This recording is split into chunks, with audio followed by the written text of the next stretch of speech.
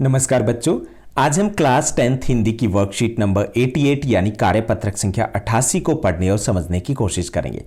आज की इस वर्कशीट में हमें एक पठित गद्यांश दिया गया है। पठित गद्यांश वो गद्यांश होता है जो हमारे पाठ्यक्रम का भाग होता है और जिसे हमें पहले पढ़ा होता है। आज की इस वर्कशीट में हमें लखनवी अंदाज पाठ से एक गद्यांश मिला है जिसको हमें पढ़ना है, समझना है और फिर उस पर आधारित प्रश्नों को हल करना है। तो चलिए शुरुआत करते हैं हम आज की इस वर्कशीट की। जैसा कि आप अपनी स्क्रीन के ऊपर देख पा रहे हैं, ये हमारी वर्कशीट नंबर 88 यानी कार्यपत्रक संख्या 88 रहेगा। हमारा विषय हिंदी है जिसमें हम पठित गद्यांश का अभ्यास करने वाले हैं।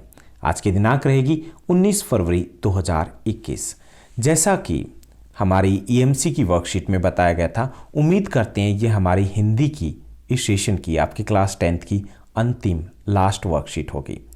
आपके साथ हमारा 7 से 8 महीने का साथ रहा है, तो ऐसे ही हमारे साथ बने रहिएगा और उम्मीद करते हैं हम 11th और 12th क्लास में भी साथ ही साथ पढ़ने वाले हैं अपनी एनसीईआरटी बुक्स को, अपने सैम्पल्स पेपर्स को, अपने मोस्ट इम्पोर्टेंट क्वेश्चंस को। चलिए हम गद्यांश को सबसे पहले पढ़ते हैं और समझते हैं। मुफसिल की पैसेंजर ट्रेन चल पड़ने की उतावली में फुंकार रही थी, यानी स्टेशन पर ट्रेन थी और वो लगभग चलने को तैयार थी। आराम से सेकंड क्लास में जाने के लिए दाम अधिक लगते हैं। लेखक ने सेकंड क्लास में आराम से जाने के लिए अधिक दाम पर भी टिकट खरीदा। क्यों? क्योंकि वहाँ भीड़ कम होती है। ओके, सो भीड़ से बचकर एकांत में नई कहानी के संबंध में सोच सकने और खिड़की से प्राकृतिक दृश्य देखने के लिए टिकट सेकंड क्लास का ही ले लिया था। अब लेखक ने एक तो भीड़ से बचने के लिए, क्योंकि भीड़ कम होती है, क्योंकि दाम अधिक होते हैं। दूसरा, वो नई कहानी के विषय में भी सोचना चाहते थे, क्योंकि वो लेखक थे तो उन्हें एकांत चाहिए था नई कहानी के विषय में सोचने के लिए। तीसरा, वो खिड़की से आसपास के जो प्राकृतिक दृश्य थे उनको देखना चाहते थे, इसलिए उन्होंने सेकंड क्लास का टिकट लिया।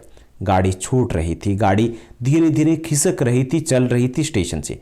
सेकंड क्लास के एक छोटे डिब्बे को खाली समझकर लेखक दौड़कर उसमें चढ़ गए।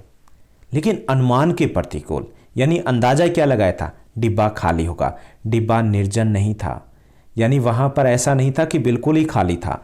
इस डिब्बे में एक बर्थ पर लखनऊ की नवाबी नस्ल के सफ़ेद पोश सज्जन बहुत सुविधा से पालथी मारे बैठे थे। यहाँ पर कटाक्ष किया गया है, व्यंग किया गया है कि लखनऊ के नवाबी नस्ल के सफ़ेद पोश सज्जन बहुत सुविधा से पालथी मार कर बैठे हुए थे। यानी नवाबी नस्ल का अर्थ यहाँ पर है कि कुछ लोग अपने अहम में रहते हैं, अपने खुद के वहम में रहते हैं। तो ऐसे ही कुछ जो दम्भी किस्म के एक व्यक्ति थे वो वहाँ पर बैठे हुए थे। सामने 2 ताजे चिकने खीरे तोली पे रखे थे। डिब्बे में हमारे सहसा कूद जाने से सज्जन की आंखों में एकांत चिंतन में विघन का असंतोष दिखाई दिया। यानी जैसे ही लेखक डिब्बे में बैठे, चढ़े, कूदे, उनको अच्छा नहीं लगा, क्योंकि वो चाहते थे कि वो एकांत में बैठे रहें और आराम से वो खीरे हैं वो अकेले उनका आनंद लें।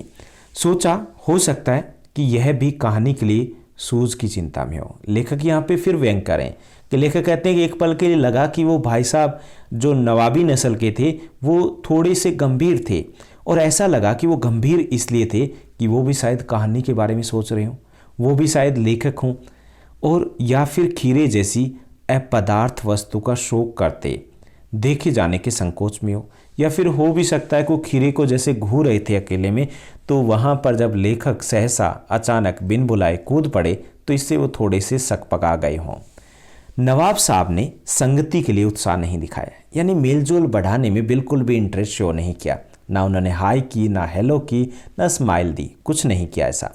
हमने भी उनके सामने की बर्थ पर बैठकर आत्मसम्मान में आंखें चुरा ली। अब भाई लेखक की भी इज्जत थी, तो उन्होंने भी कहा कि अगर आप हाय हेलो नहीं करते तो मैं भी आपको फॉलो नहीं करूंगा, कोई फ्रेंड रिक्वेस्ट नहीं भेजने वाला।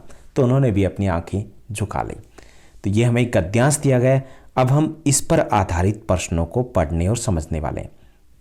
तो यहाँ पर पहला जो क्वेश्चन दिया गया है, लेखक ने सेकंड क्लास का टिकट क्यों लिया? तो यहाँ पर हमें ऑप्शन दिए गए, प्राकृतिक दृश्य देख सकने के लिए, बिल्कुल सही है।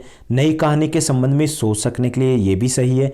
भीड़ से बचने के लिए, ये भी सही है। तो हमारा आंसर रहेगा 4th, चौथा रहेगा उपरोक्त सभी।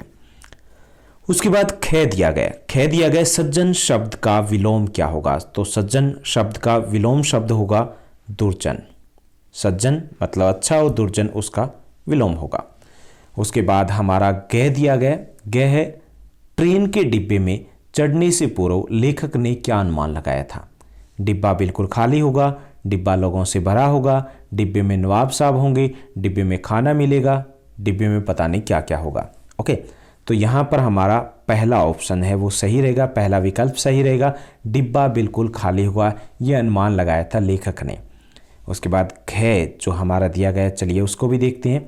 घ दिया गया, लेखक को नवाब साहब की आंखों में एकांत चिंतन में विघन का असंतोष क्यों दिखा? यानी उन्हें अच्छा नहीं लगा जब लेखक है वो डिब्बे में चढ़ जाते हैं। तो यहाँ पे 4 विकल्प दिए गए। नवाब साहब को जल्दी पहुँचने की चिंता थी, भाई ट्रेन को लेखक रोक थोड़ी रहा था। नवाब साहब एकांत में खीरा खाना चाहते थे। लेखक नवाब का जो नवाब साहब थे उनका पूर्व परिचित था, उपरोक्त सभी। तो इसमें दूसरा हमारा विकल्प रहेगा, नवाब साहब एकांत में खीरा खाना चाहते थे और जब लेखक चढ़ गए तो बिल्कुल भी उन्हें अच्छा नहीं लगा। लास्ट जो अंतिम भाग दिया गया, अंतिम प्रश्न दिया गया, प्रस्तुत गद्यांश के लेखक कौन है? प्रेमचंद, स्वयं प्रकाश, यशपाल, सर्वेश्वर दयाल सक्सेना। तो ये यशपाल द्वारा रचित एक व्यंग है। तो यहाँ पर हमारा तीसरा विकल्प सही रहेगा। तो ये थी हमारी आज की बेहद आसान वर्कशीट। उम्मीद करता हूँ आपको अच्छे से समझ में आया होगा।